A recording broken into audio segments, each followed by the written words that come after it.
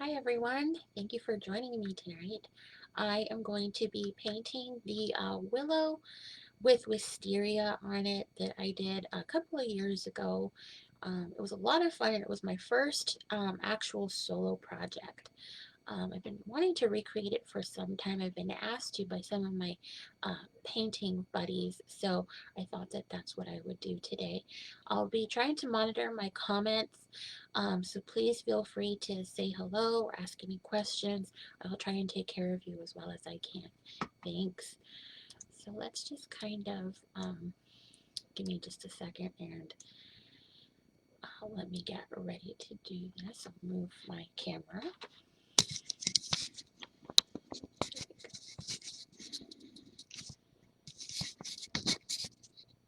All right. And we've got everything that we need prepared as usual. Um, Actually, what I don't have is a paper towel. I'm going to need that. So let me grab one.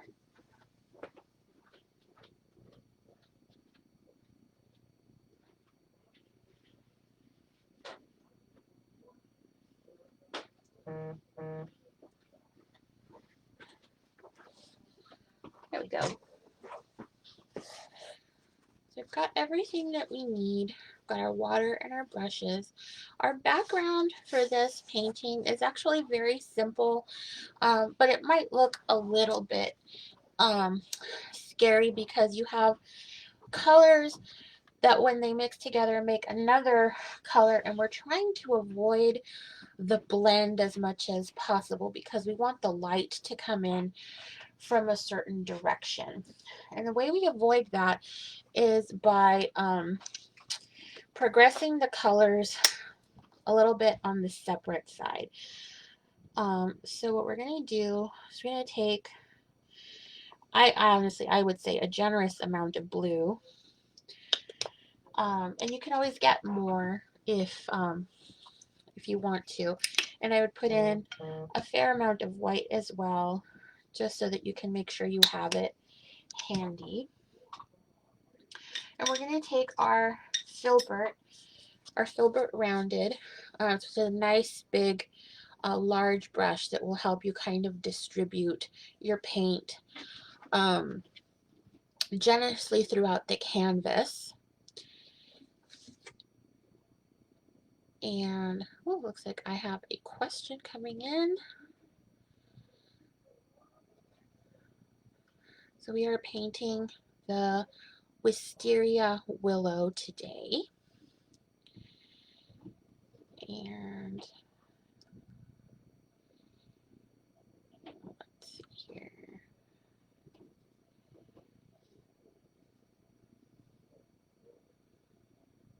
I don't have my trusty buddy with me today, so bear with me. He's not feeling too good, so I'm trying to get this going by myself.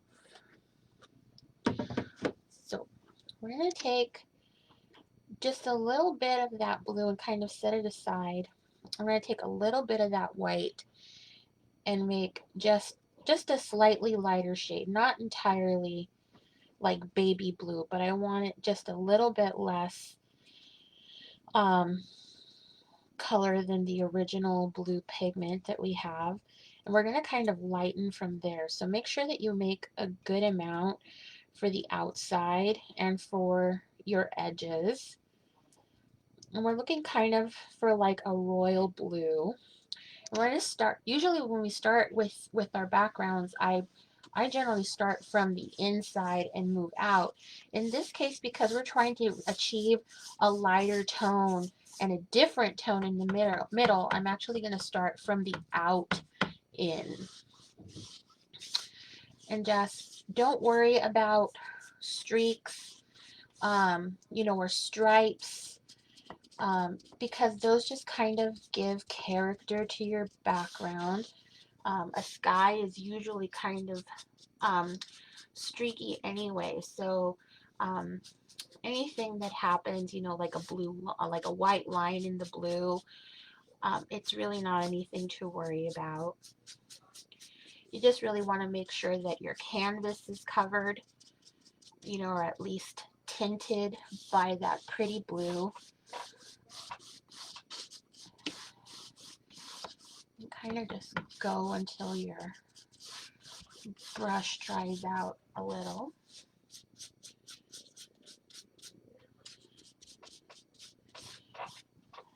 I'm going to make sure I get my bottom edge as well. Our usual handy tip is if you paint the edges of your canvas, you won't need to frame your masterpiece to display it. Of course, that is a matter of preference. Not everybody likes to do that. So if you can see in the original painting, we have kind of like a light that comes in at an angle. It's not dead center. So we have light coming in right around here. And if you've got a piece of chalk or even a pencil, I like to use chalk because chalk just comes right off. I've got a little colored piece of chalk. Hi Kyla, nice to see you. Hi Tim, thanks for joining me. So if you take a piece of chalk and just kind of mark a straight line down and give it about maybe like an inch along your canvas, maybe like 3/4 of an inch or so, to just kind of line out. This is where your yellow ray is going to go, and you don't really want the blue and the yellow to mix in to turn green a whole lot. You just want a little bit of hint to that. Really, we just want it to look like a big burst of color, a big burst of light coming in through the side. So that should also kind of help you figure out how much of this blue should go on the opposite side of the canvas. You don't really want it to be, you know, as much as the other side.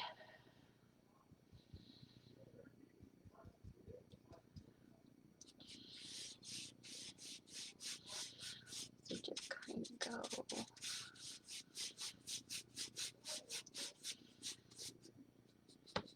And it doesn't matter if you ran out of paint and had to make more and it's not exactly right. The sky isn't usually exact colors either, so let your imagination do its own thing, and then also let yourself also be reminded that nature does its own thing too. Again, we're getting just the edge of our canvas. So we have our starting point for the painting, a little bit larger on one side than the other. Now, then what we want to do is you want to take a little bit more paint and put it aside. I'm going to take more of that white than we were using before. And it should yield you a lighter color than you were working with that royal blue. And you're going to start in by overlapping just next to that blue. And if it's not really all that different, it needs more white.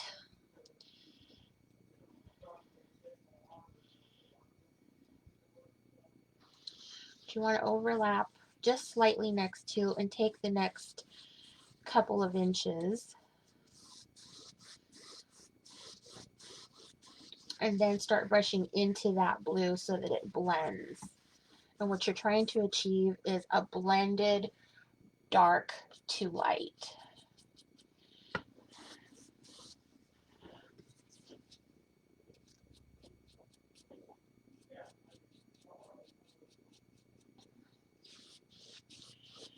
And the further we go, the lighter we're going to go.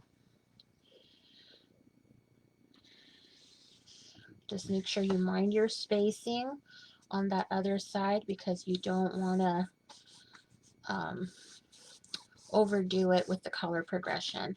The colors have to meet in the middle, so you want to make sure that you pay attention to your blending so that your color progressions match.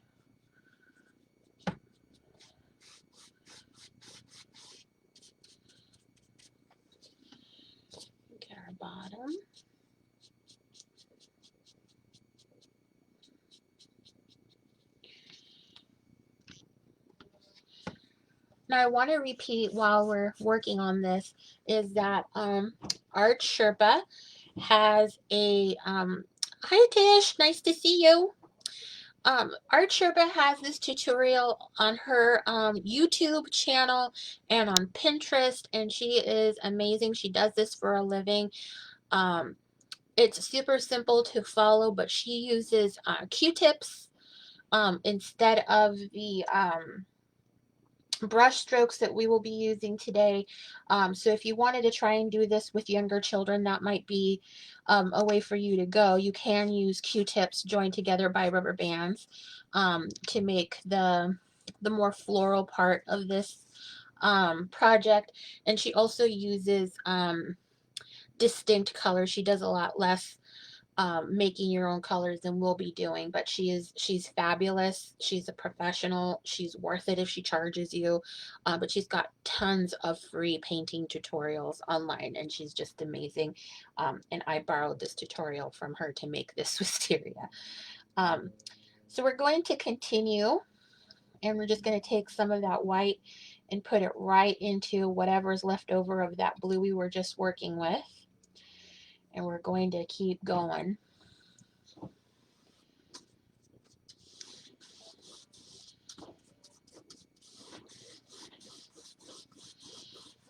And as we continue, once we get, you know, the basics of this background done, we are going to go back and give it some character. We're going to actually streak it purposely to get some of the dynamics of light in there, which is going to give your painting kind of a third dimension effect, which is actually kind of cool. And a completely accidental happenstance for me. But it kind of makes your tree look like it's pitting itself with natural light.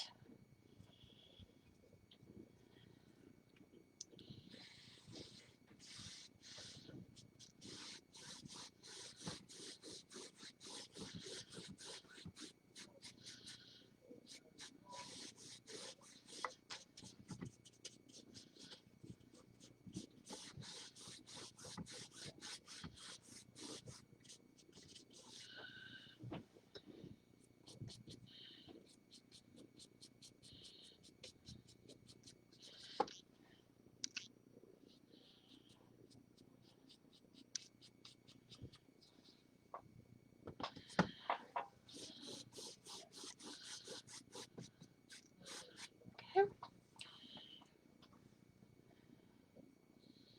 We're going to take one more color progression. Take a lot more of that white. We really want this color to really start getting to its lightest point by now. So we're gonna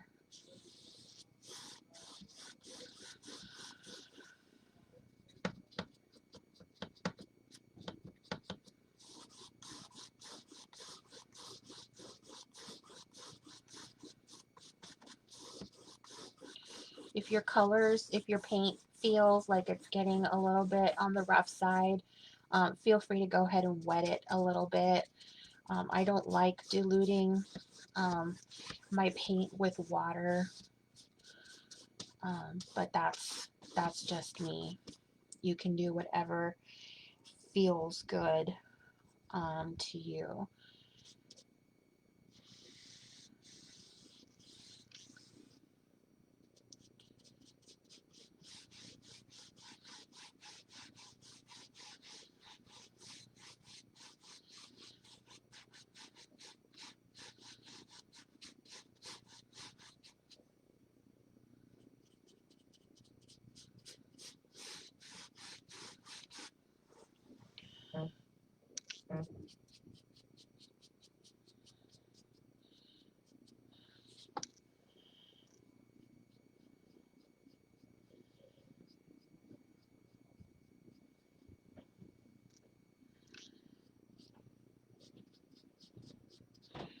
Make sure we get our bottom nice and painted as well as the top.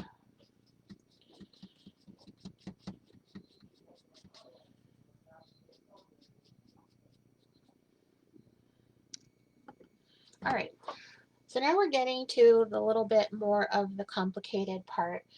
We're going to clean off our brush a little bit. Or if you have more than one filbert brush, definitely feel free to help yourself to a clean brush. Because blue can be very difficult to take out of a brush.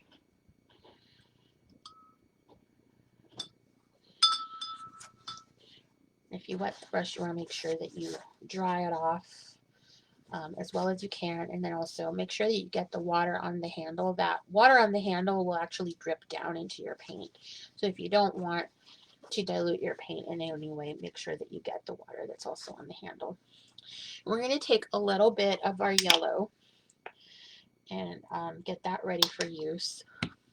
And I'm going to take a little bit of that white, and we're going to mix it in to just a portion of that yellow.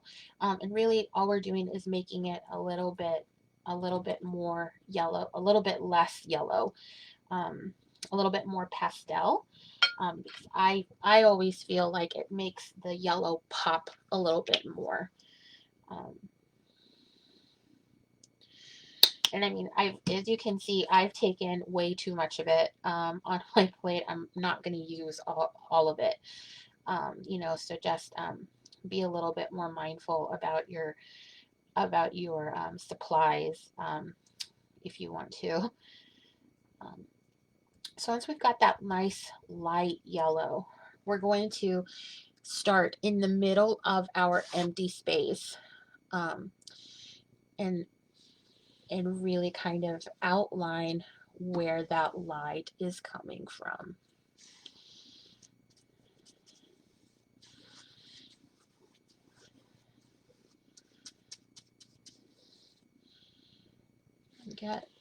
I would say leave yourself probably about an eighth an inch of space.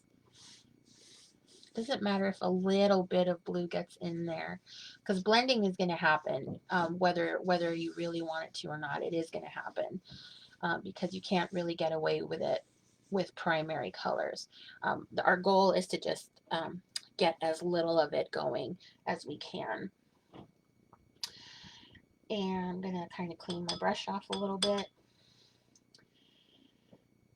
And I am going to work that off just a little bit more.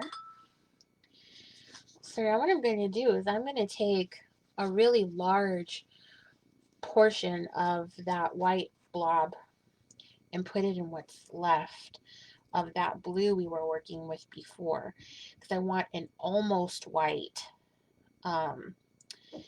pigment to work with here.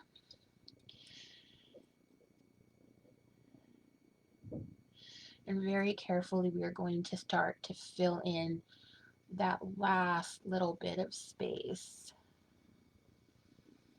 between the light and the not light. And try to get as little paint as you can on the brush, because you do want these colors to blend, and it's going to do that a lot less with a lot of paint on the brush.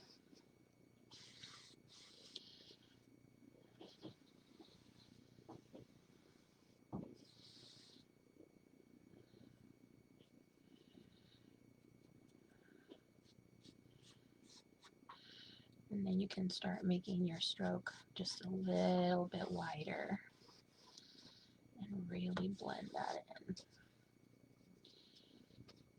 It doesn't have to be perfect. Your tree is going to actually cover up a lot of the imperfection that happens. Like, we are going to cover up most of the bottom with black, and then the majority of the top is going to be covered with blossom.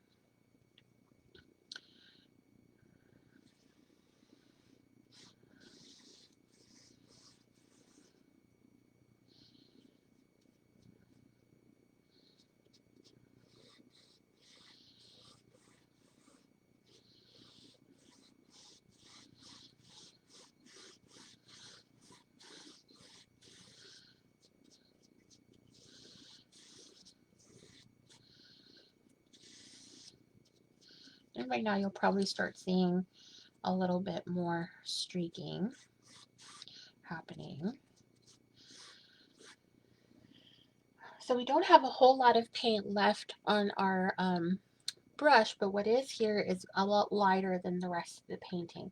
So if you want, and you're feeling brave about it, you can just kind of take a quick swipe upward or downward on your canvas and make some streaking in it, which will help you kind of play with the natural light occurring in the background.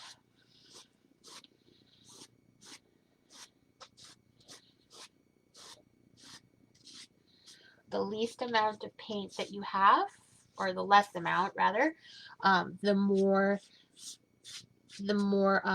thin, the more subtle your streaking will be.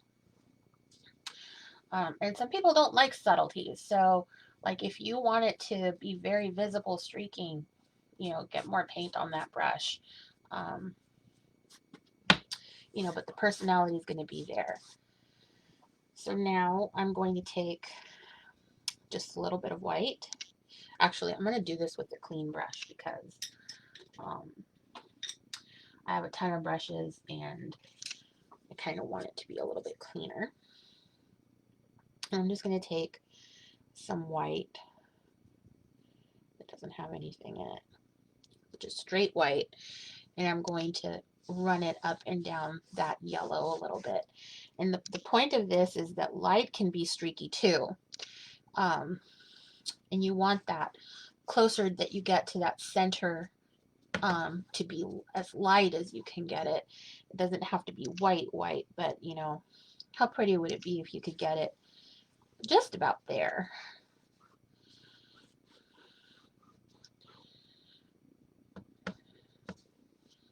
Just like that. So our background is prepared. We are going to let that dry here for a couple of minutes, but this is what it should look like more or less, and that will get you that background welcoming light from behind it. So this is also going to dictate which direction the light is shining onto your tree. So it's going to be coming from the left to the right, depending on which side you have chosen. And I've got paint all over my hands, but that's okay too. That happens. So just give yourself a minute and let that dry a little bit before we start working the next step.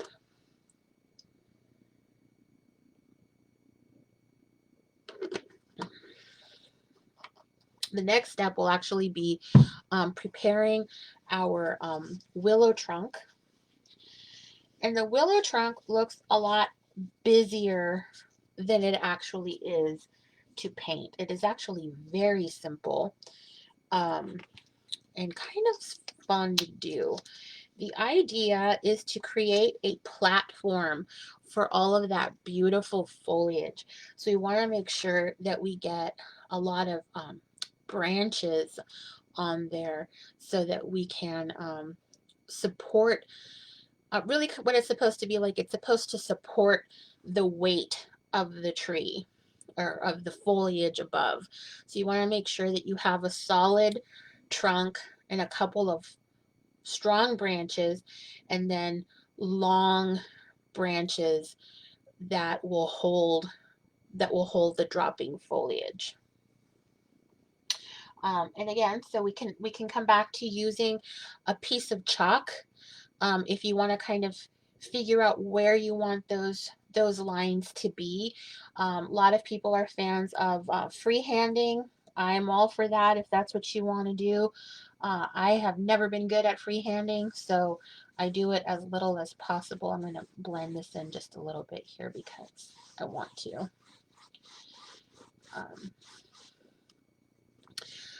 So for me, it's always been, I start kind of right next to that light and just kind of demark where I want that main trunk to go and also where I want it to end. Like I want my top branch to probably Y right here, and like that, and kind of go in and out. Um, we want another one to kind of go in like that.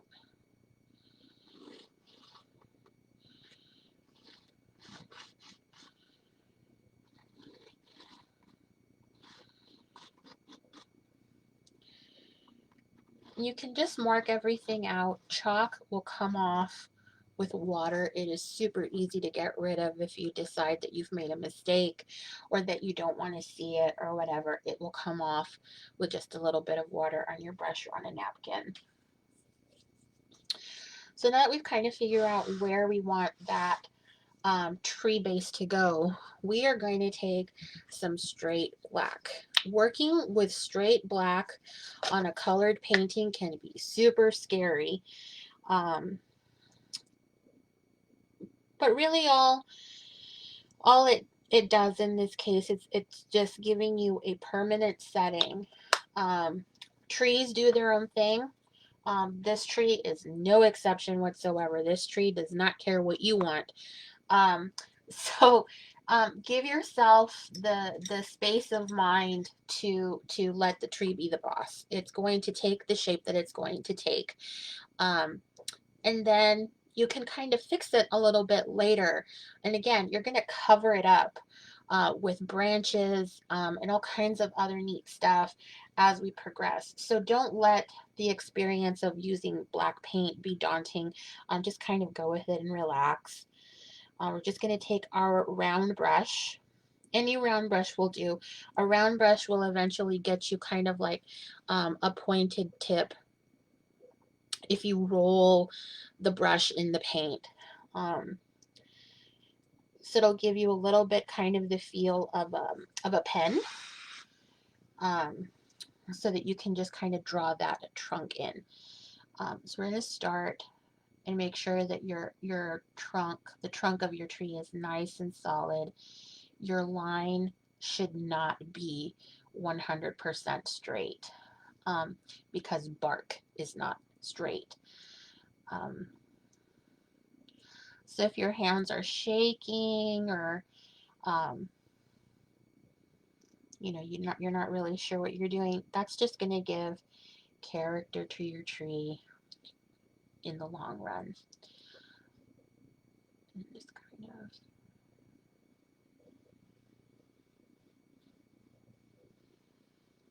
nice strong branch there.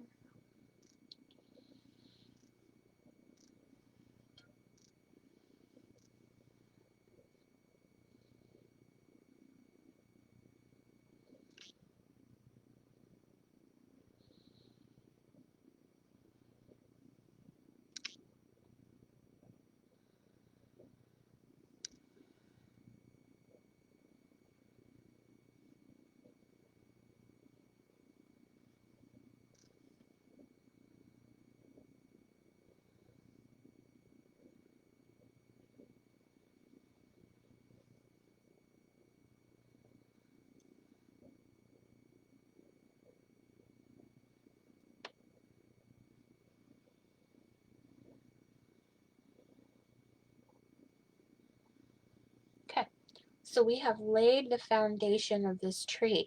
Now we can give it strength and body by connecting all of those branches into a base trunk.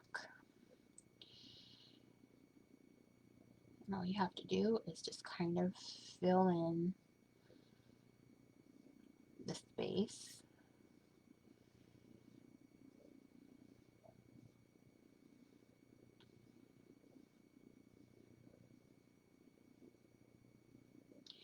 The really neat thing about black paint is that it borrows color from the rest of the painting. It's very, it absorbs light, but it also reflects the color around it very nicely.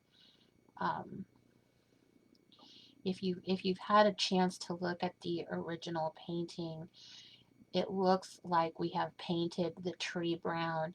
And let me tell you, there is no brown whatsoever on that painting. It is all black and white. And it is borrowing shade and pigment from the colors around it. I'm going to kind of keep combing.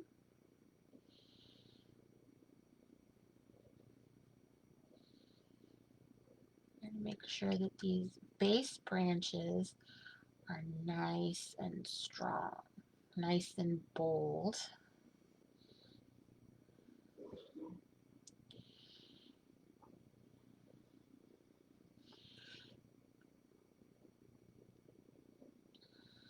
And it doesn't matter too much if your black paint is borrowing a little bit of paint from what's not dry. It just helps provide some life.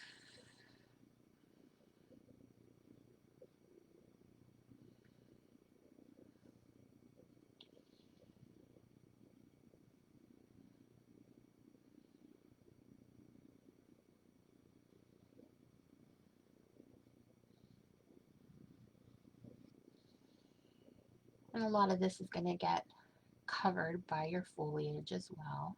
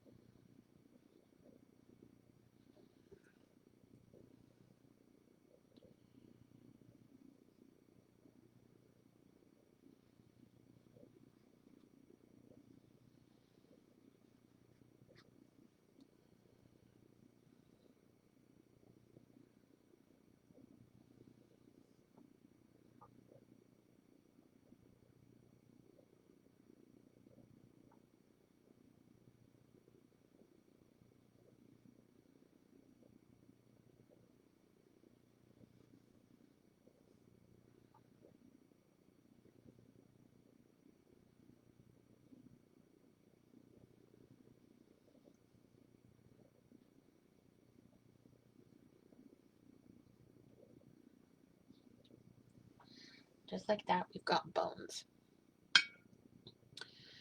So I'm going to take any clean brush that you have, and I'm going to get rid of those chalk marks that I put in there to help me guide, that I didn't actually paint on, you know, because I decided that my lines looked better someplace else. So guidelines can be eliminated if you didn't use them very easily, or painted over. I'm not going to be doing very much more with this background, so oh goodness, I'm painting over that.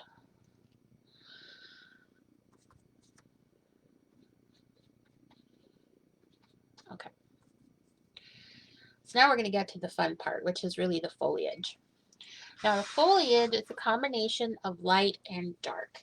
The dark kind of goes in the further back and then comes back and gives accent to the lighter shades of foliage in the front, which is the wisteria on the tree. So we can definitely get working on that while our black, we do want that black to dry off just a little bit before we start working over it, because we don't want, you know, black is going to turn anything else black, you know, or a much darker shade than you probably wanted to work with. So we're going to take some of this blue that we have left over, and we are going to make a really pretty purple. True story, the first time I made this painting, I had purchased a set of paints at Michael's, the artist loft, right? In a packet, in a beginner's packet. And the package, the red in the package said that it was red. and my lighting was terrible, and I could not figure out why I kept getting brown instead of purple. Brown instead of purple. And then I took the painting with me into another room that had better light, and I saw how orangey it was. So you want to make sure that that the red that you're going to be working with to make that purple is an actual true red, because any amount of yellow in it that is turning it orangey is going to give you brown, instead of that lovely purple that you are looking for. And we are trying to make here a rather dark purple to start with.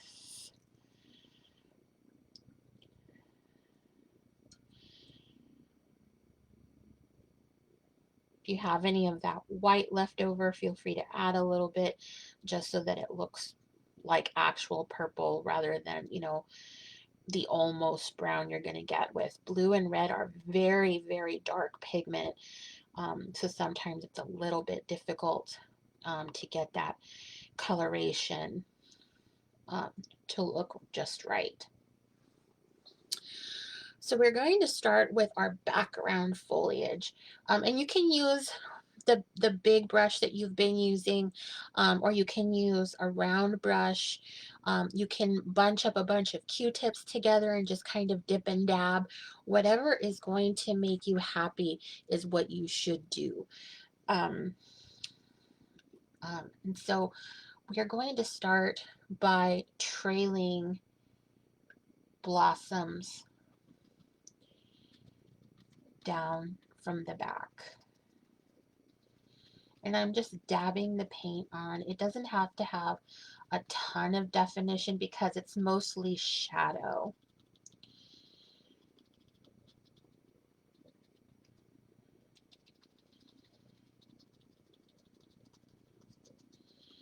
And it can be a bunch of different lengths. Just kind of think of what a willow tree looks like. And willow trees don't usually have all the same length branches unless they've been cut that way. But I've always thought it was just terribly romantic looking, that everything is kind of whatever length it wants to be. Remember to go ahead and paint on the edge of your canvas as well.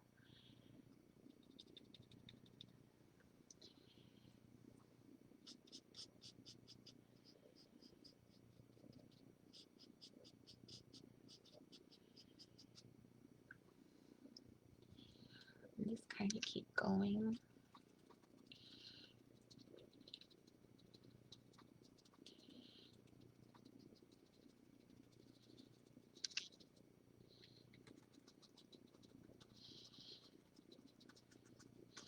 And go over tree branches, it doesn't matter.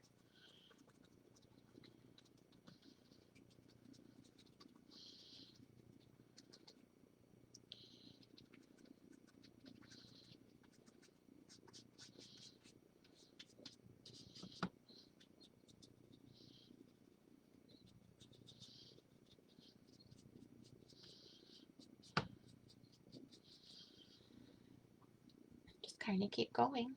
Make more of the color as you go.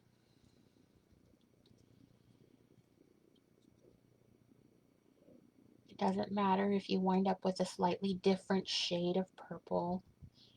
It's all going to look beautiful in the end.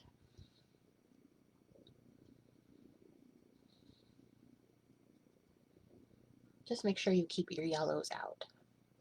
Hola tía, mucho gusto verla.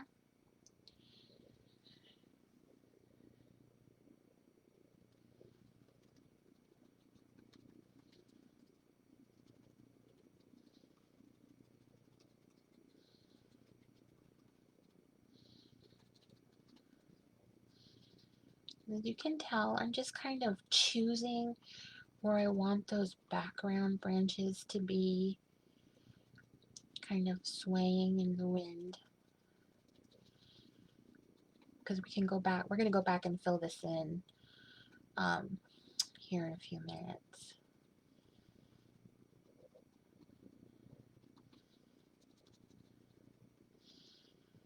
And just like the light would be playing in nature, if you can see, the branches against the yellow are lighter than the branches against the blue, and it's because the pigments are borrowing light from each other, which is kind of a really neat thing for a painting like this.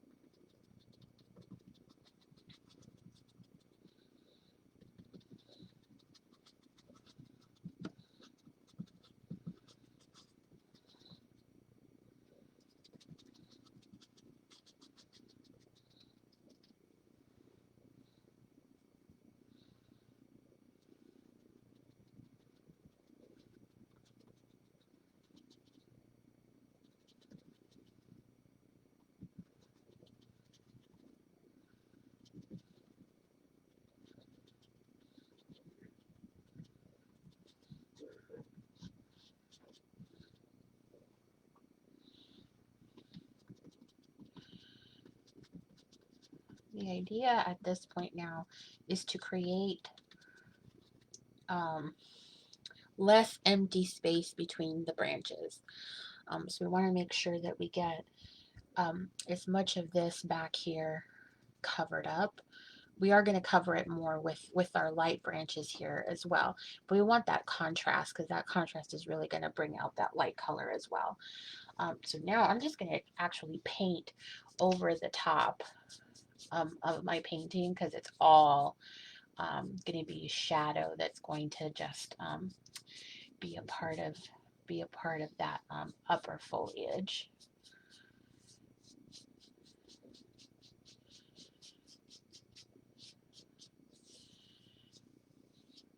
We want that to dry up nice and good too for when we start working with that light foliage.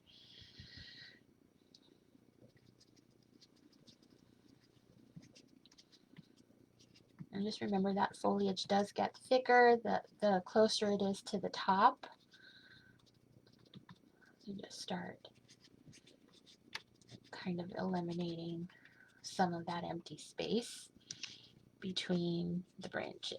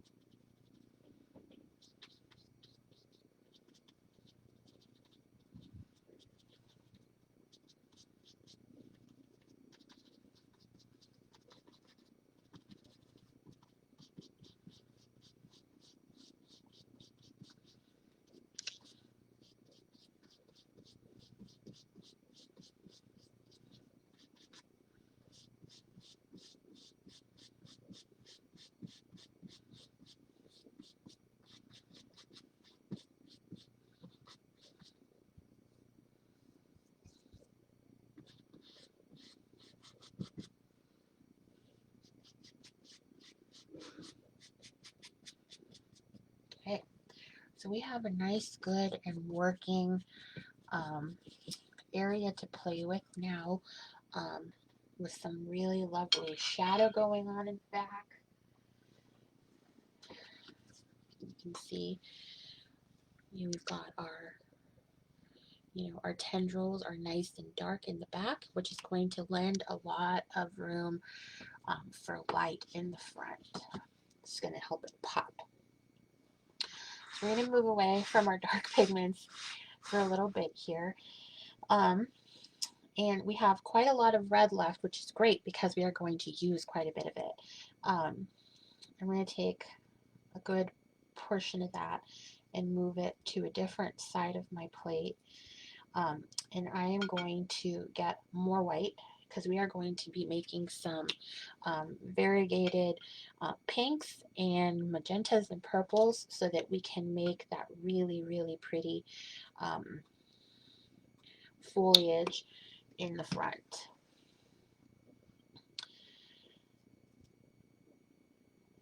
And it all depends on which colors you like.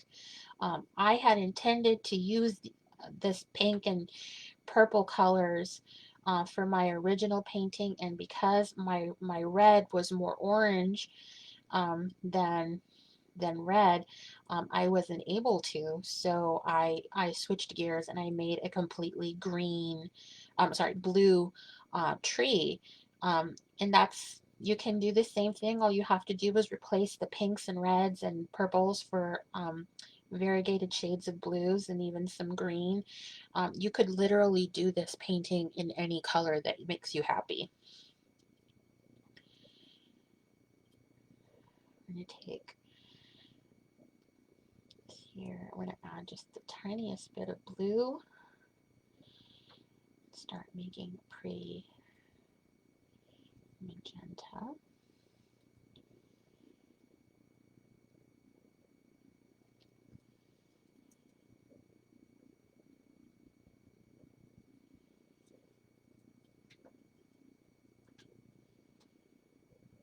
And then I would just also keep some red all by itself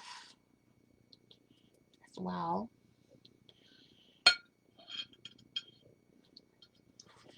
I'm going to take some of that purple that we have barely left over and make sure that we have a nice pile of light purple to work with as well.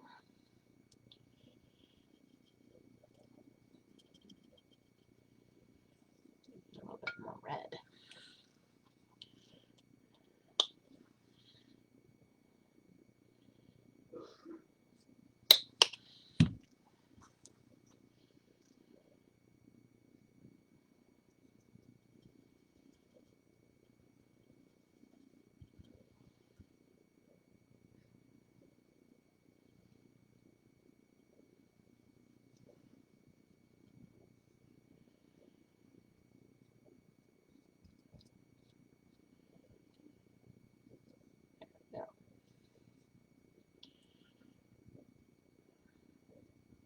Now, it is my recommendation that at this point we move to a smaller brush, because what you want now is more petal-like looking detail.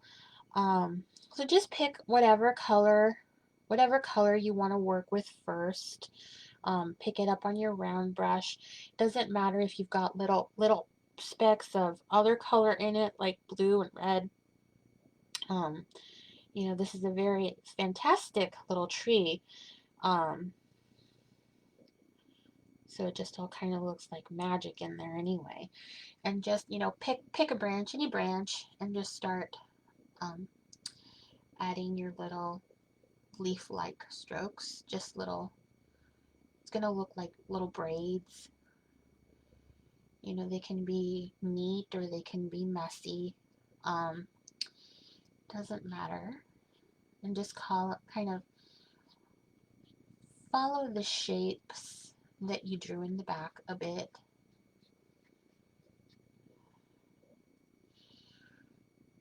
Don't cover them because you need that shade in the back, but don't cover them completely, but just kind of go over them so that they work against each other.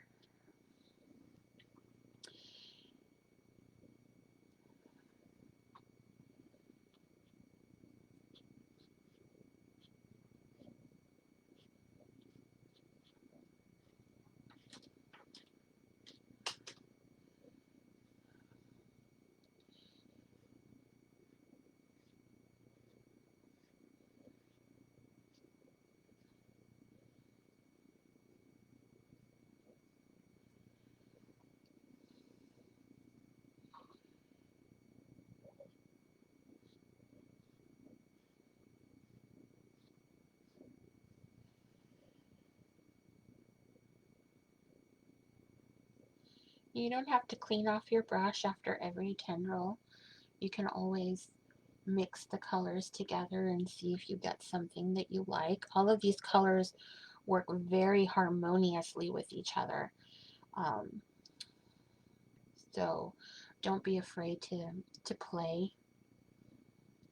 You can always put one color on one side of your brush and a second color on the other, and they will um, show up together without mixing, which always looks really nice too.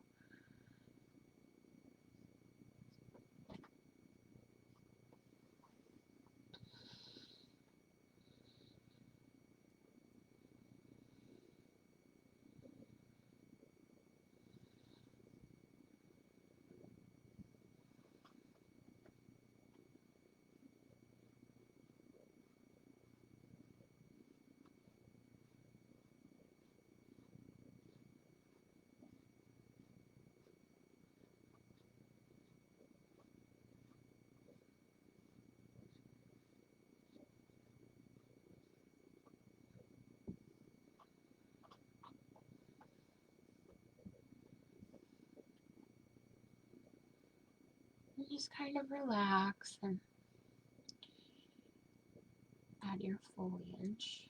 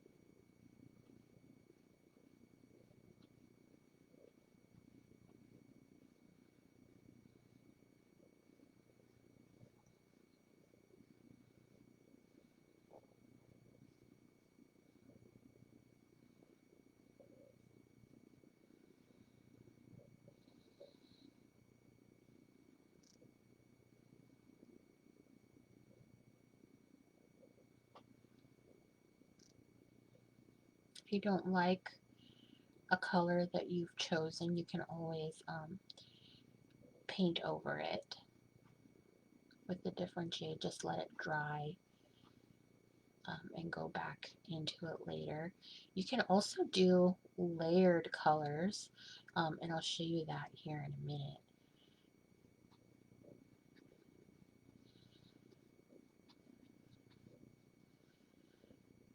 So I've kind of done that one, this kind of reddish one.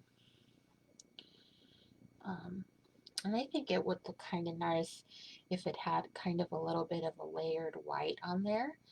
So I'm just going to take a little tiny bit of white on my brush and just kind of go back and lightly accentuate that red a little.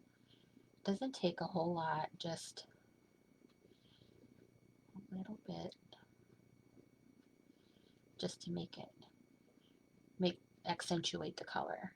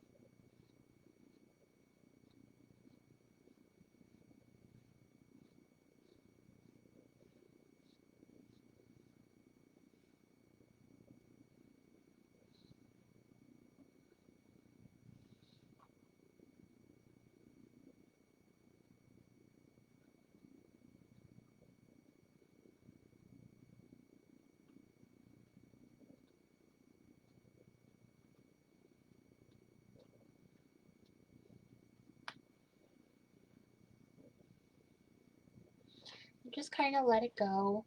Relax while you work. If you're not relaxed and this is stressing you out, you're not doing it very well. Hi, Yvonne. Nice to see you. Love you. Yeah, I came across a picture of Buggy today when she was a baby and I almost cried. I can't deal with how big she is now.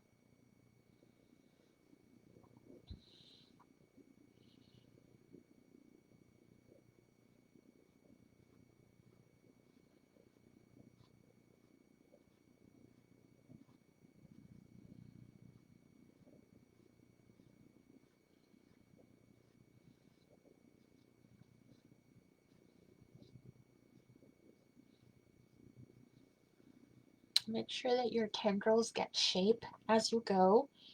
You want to make sure that they're dancing in the breeze.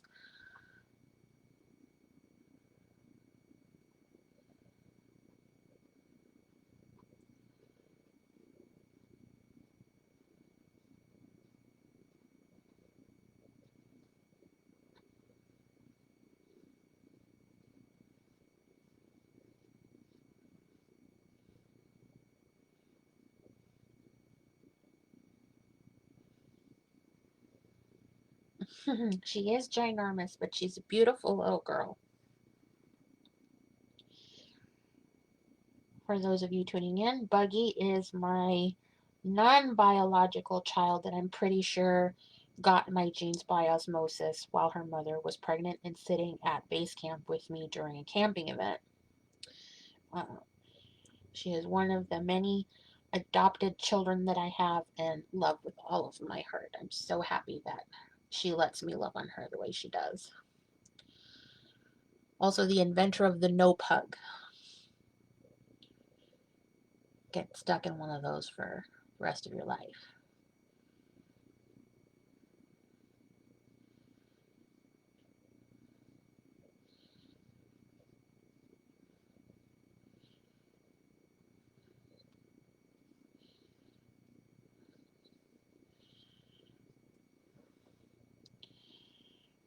Okay, I'm going to go back. Just wisp. You can do this in any kind of order or lack of order that makes you happy.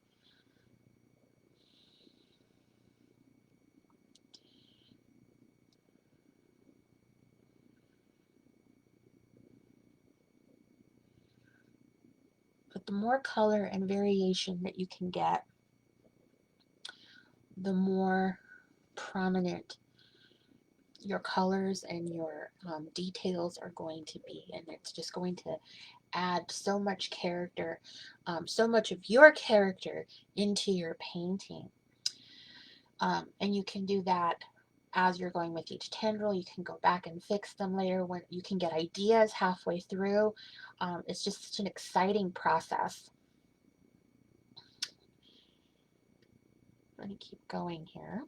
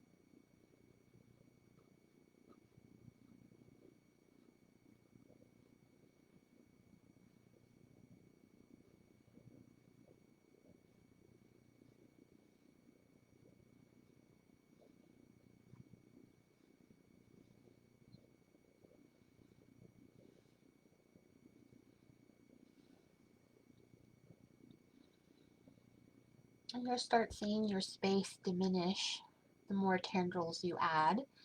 Um, that sometimes is a little bit saddening because that means that you're starting to come to more of a completed space of work. But how exciting will it be to kind of see your creation in your own process?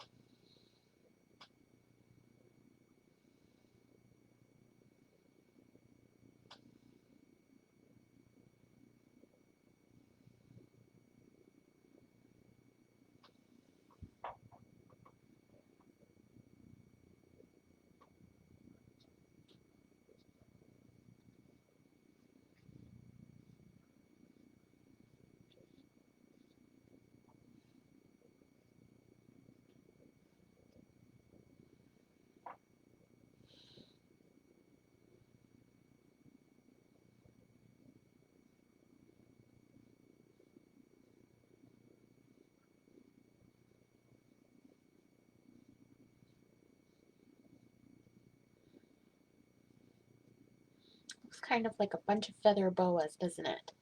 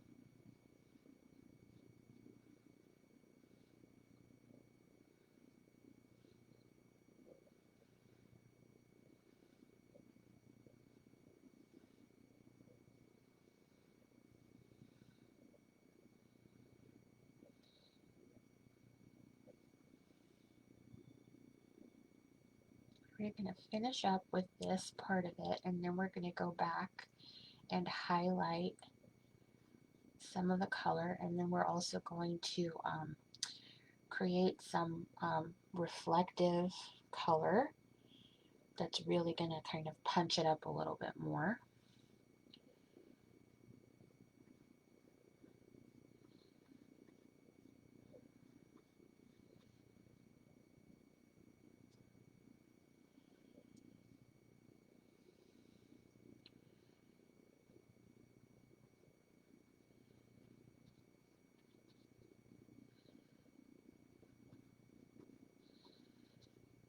You just kind of want to make sure that we don't leave any big gaping holes anywhere.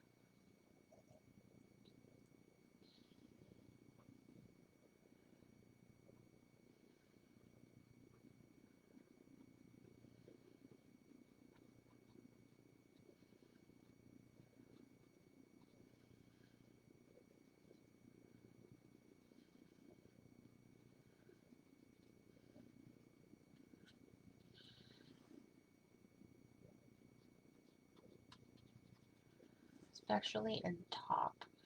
You want to make sure that you kind of dot it nicely,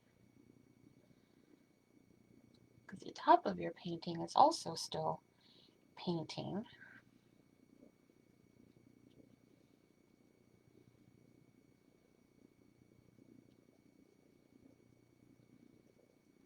Just little dabs up there to kind of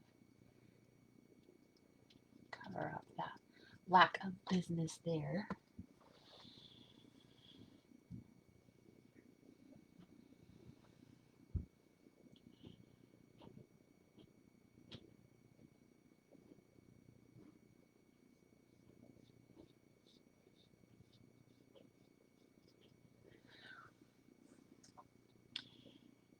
sure you get your sides, which I almost forgot all about.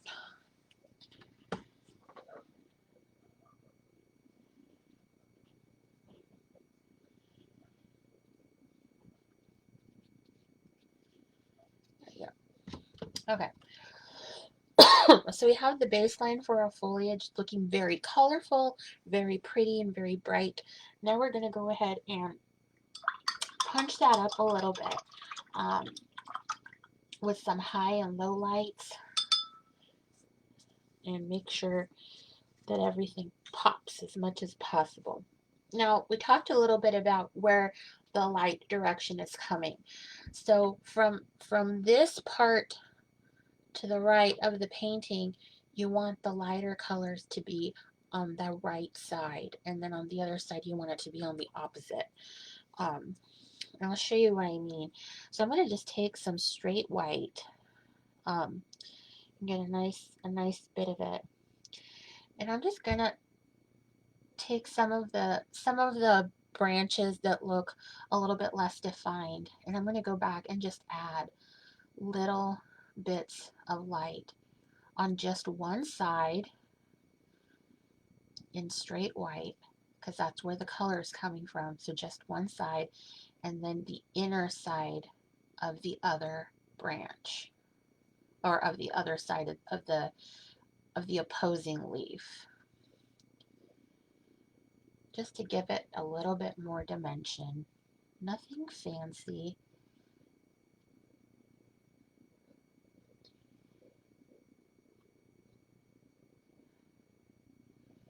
It's just a little bit of creative coloring. And the closer you are to the color, to the light, I'm sorry, the brighter it'll be. You know, then you have some of your lighter tendrils, and I'll show you how to punch those up here in a minute as well. Mostly just want to make sure that we take advantage of all of that pretty light.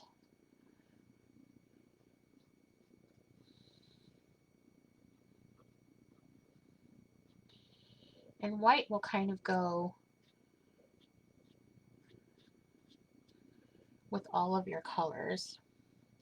You can also use, well, we're going to use a little bit of light yellow here as well here in a minute, because that goes really nice with those really pretty pinks and darker reds that we were using.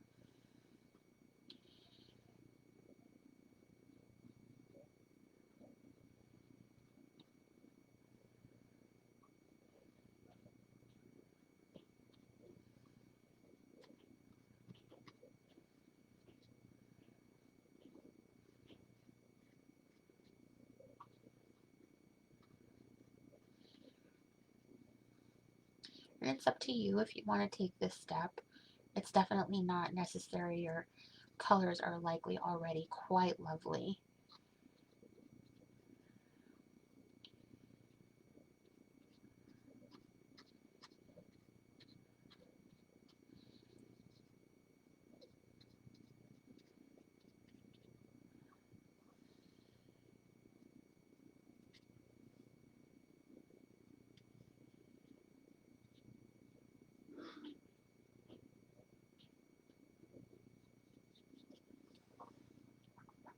And now since we're switching to the other side of the painting, that light should be on the opposite side. So you want it,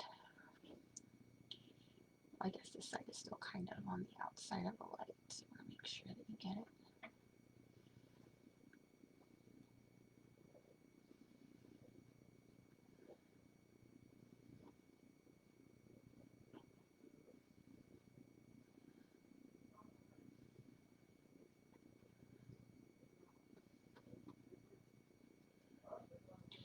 Doesn't need a ton, just a little bit to really punch it up.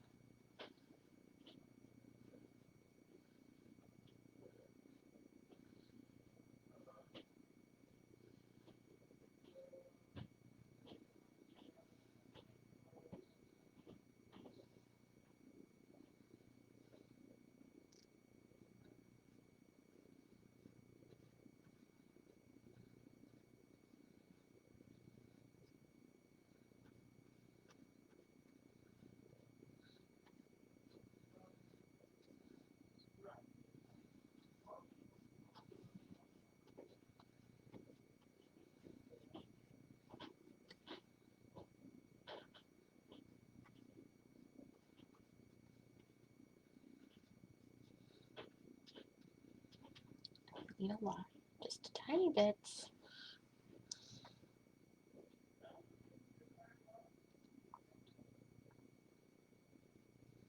Nothing major.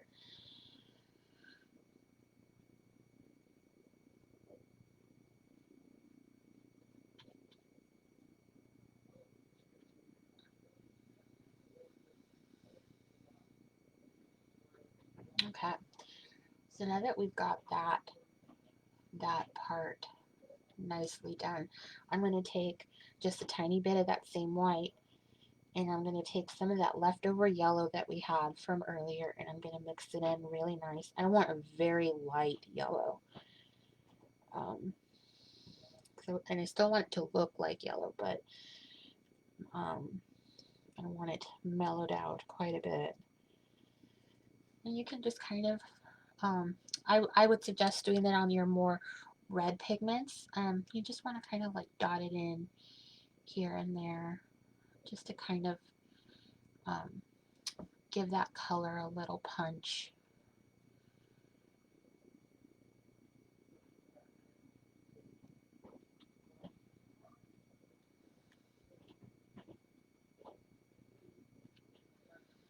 Kind of lights the tree up in kind of a magic way.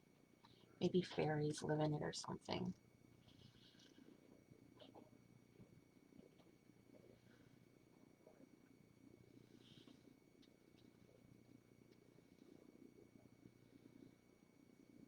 Okay.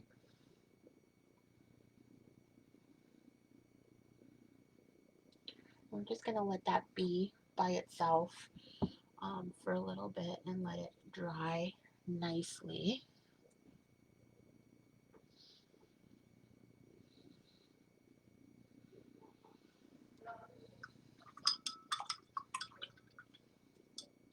Now we're going to do a little bit more darker color, because we want those pigments to really kind of be showcased as well.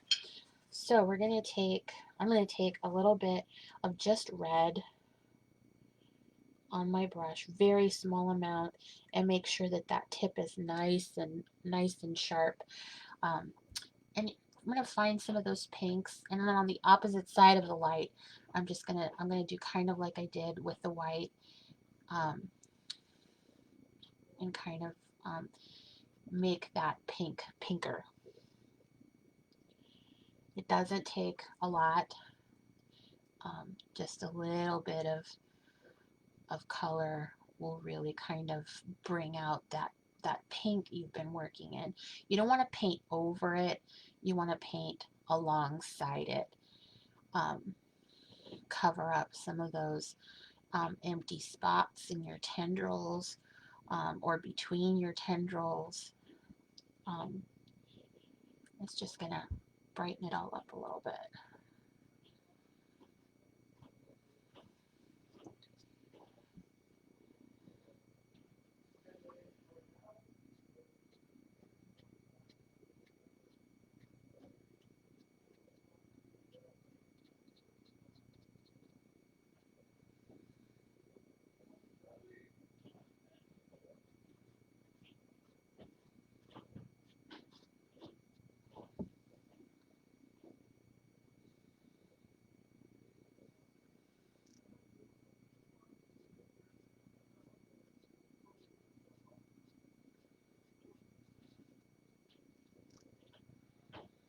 And we're going to do the same thing. We're going to make a little bit of purple.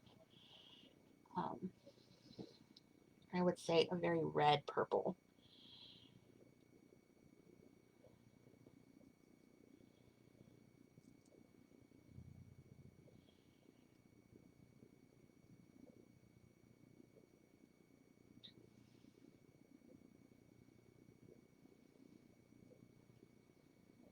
And do the same with those little lavender tendrils you worked with. And if you don't want to fiddle with whether or not the thickness of the brush is correct or not, you can always use a micro or a macro sized brush, with a finer tip, if that's going to help your comfort level.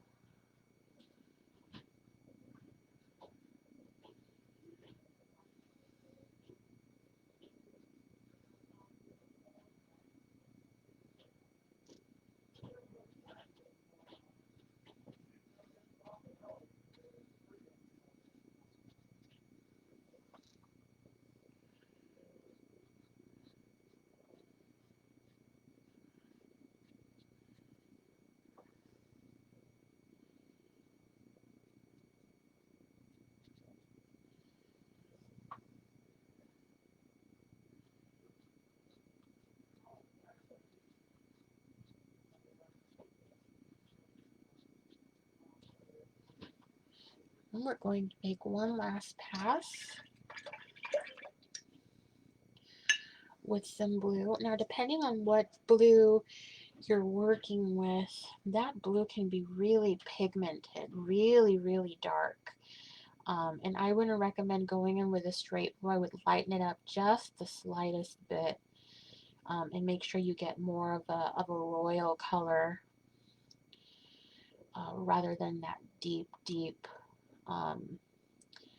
sapphire blue. Which, I mean, I guess it could also be really, really pretty, but I'm more afraid that it's going to look more like black.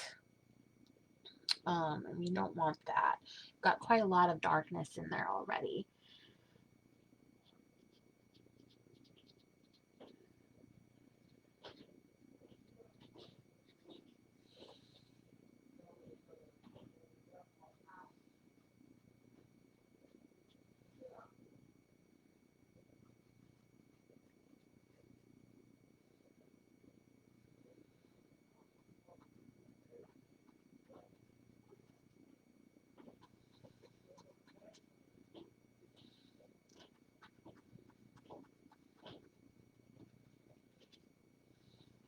You also want to make sure that that blue doesn't mix in with your background. That can happen, and that would be very disappointing for part of your painting to disappear into your background. So just use it sparingly is what I would suggest. So I'm actually really, really happy with how my foliage looks. I'm going to leave it alone at this point. And we are going to start working on completing this here tree and the base of your painting. So the base of our painting is going to be mostly black. It's grass, but it's all shadow, so we don't really need a whole lot of know-how to get this part done. It's going to be very, very simple. And I prefer to work with clean brushes. You don't have to have a fully clean brush if you don't want to, but that's just my preference. I'm going to clean off my main brush here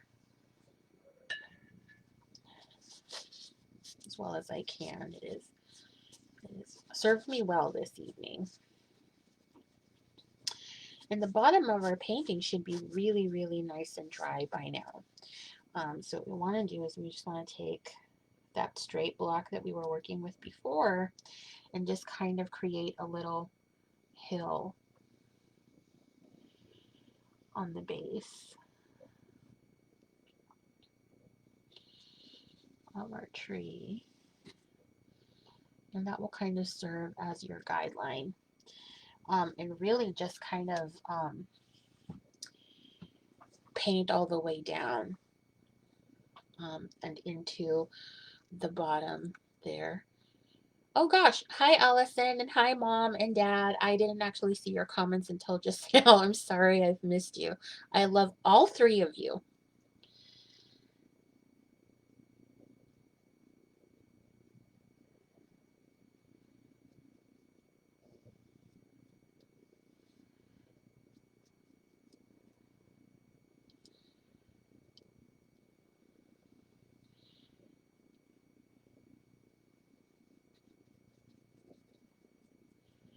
I want to make sure you get everything nice without going into your painting too much.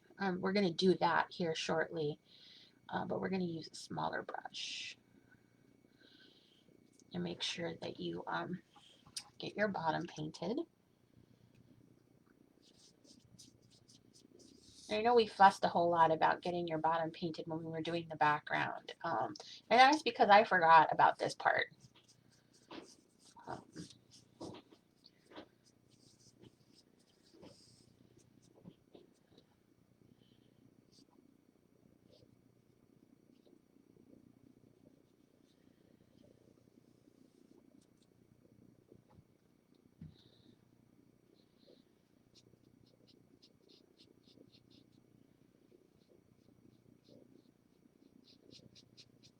It doesn't have to be a perfect line or anything. Like I said, we're going to actually go back there and we're going to add grass. You want to make sure that that bottom dries out really well before you set it back down on your easel, just because you don't want it to tear. That sounds kind of weird about paint, but acrylic paint is basically plastic, and if you set it down, it is going to try and glue itself to the bottom of your easel, and when you pull it back up, the paint will rip.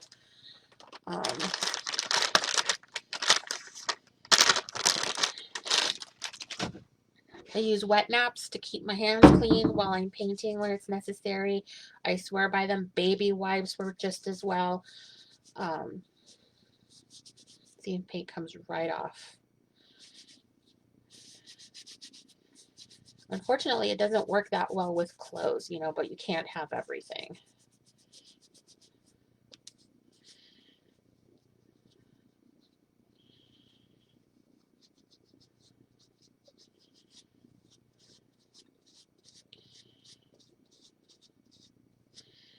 So while that's drying, that bottom is drying, you've got it, if you're able to have it hang somewhere and wait for you to be done, take any brush that you happen to have.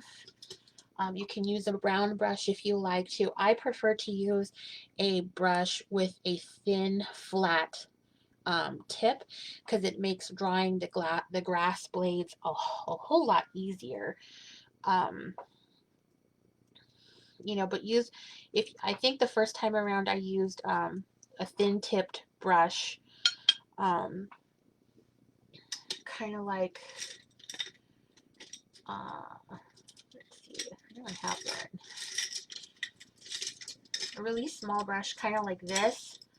And it'll get you that grass looking kind of stroke that you want to do, but it will also take forever. So it's up to you. If you've got the time to invest, by all means, use the smallest brush that you have. I don't have that kind of patience. All you need to do is make sure that your brush end is nice and flat. You can hold it at the very tip, kind of like a pen, and just start downstroking, and just add little blades of grass at random.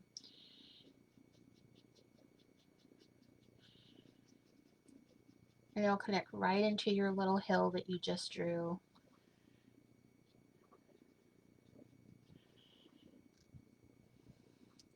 Try to make sure that you don't have like any major gaps. You can go back and add more, shorter, longer. This is an unkept lawn, I suppose. So the blades don't have to all be the same size.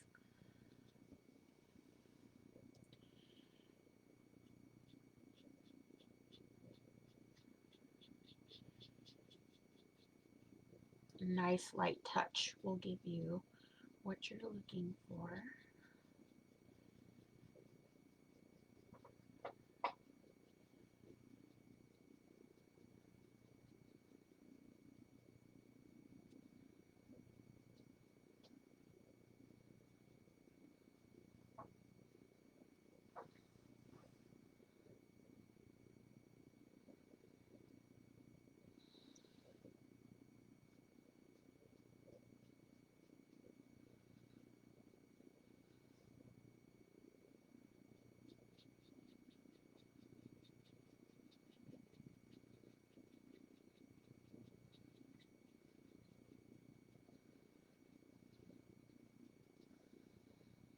Definitely turn your wrist a little bit as you go. That'll change the direction and randomize the grass blades a little bit. Or you can just roll the brush between your fingers slightly.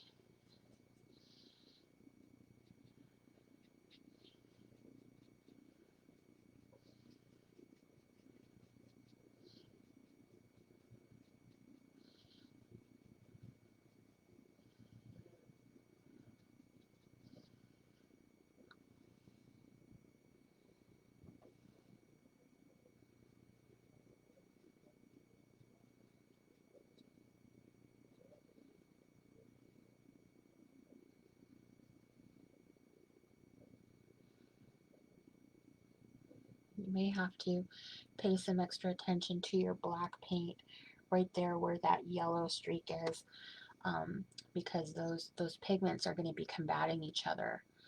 So just be patient with it. If you have to go back and give it a little bit more black, wait until it dries and go back and put a little bit more black over it. But it should all work out nicely. Now, this is the fun part, or at least it was the fun part for me, and it was completing the tree.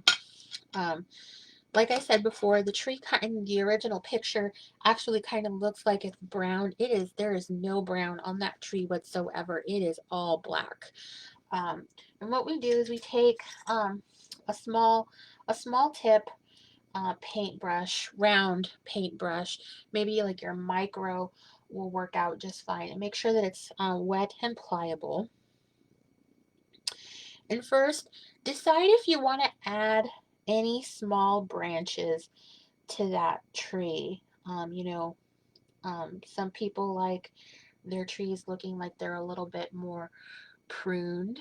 But if this is a wild tree, maybe there's a stray branch somewhere.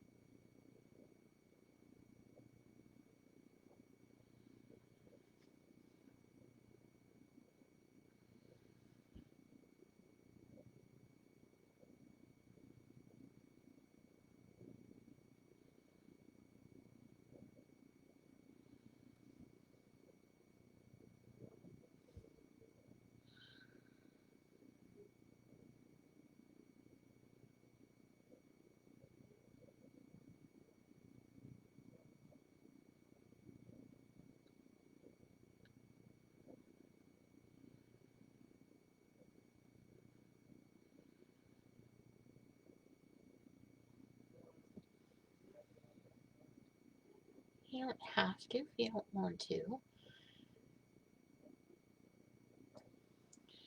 And I'd like to kind of fix this trunk a bit. It seems a little bit disproportionate in my opinion, so I'm just going to fix it. There we go. So without cleaning off our brush, so straight with the black on it, we're going to take some of our white paint and get it all over that brush, and it's going to create kind of like a light gray. Not terribly light, but it's going to be gray. And you can just start adding that bark accent to the tree. And like I said, there is absolutely no brown on this painting, but what that gray, that white, and that black are doing is borrowing color from the rest of your painting to make it look kind of brownish.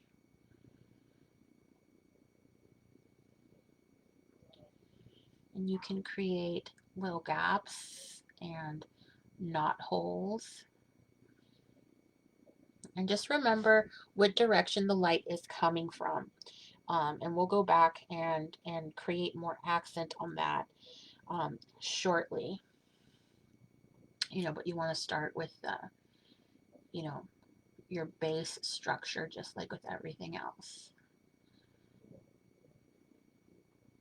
And if you kind of do little waves like I'm doing, it kind of looks like the tree wraps around to create its bark, to create its twisted base. And I've always kind of liked that, so I use it often when I'm making trees in my painting.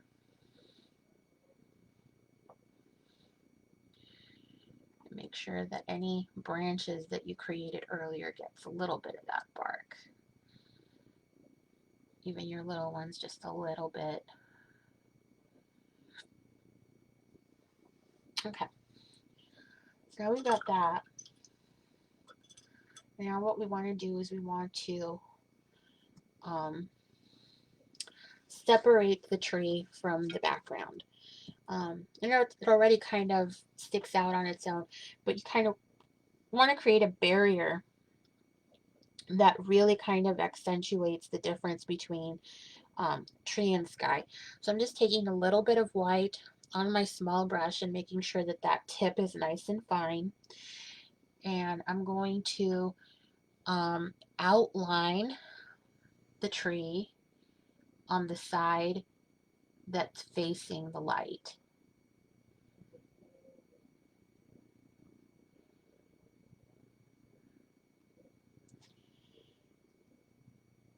Just a light touch.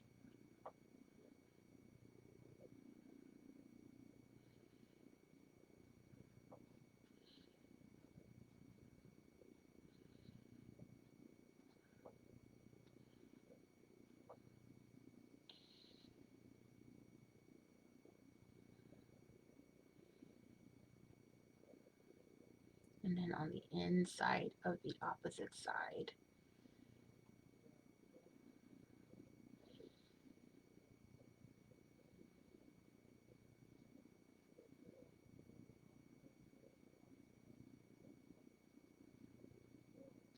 And then you can kind of give the bark a little bit of a kiss with the light.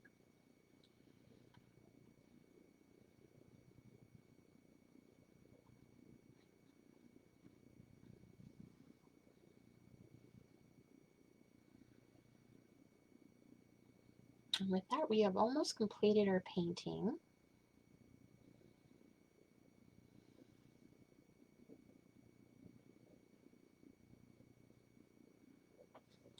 And if you want, you can go in there and you can accentuate that grass a little bit with some white where the light should be hitting it. Not necessary, but you could.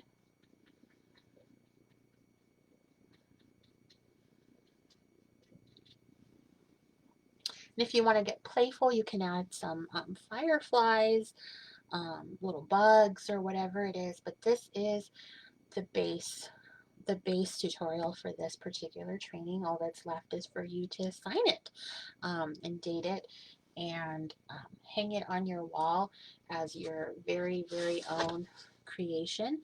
And there we go. There we have a completed masterpiece. I want to thank everybody that followed along with me today for joining me. I've enjoyed myself. I am relaxed and I'm feeling good. Chris and I are doing very well at home. Going a little bit crazy, but we're doing good. Enjoying our time with Reggie, Bunny, and Bester. Every opportunity that we get to love on them. We're looking forward to a nice long 4th of July weekend at home, hopefully not all doing chores. Um, we hope that everybody is doing well.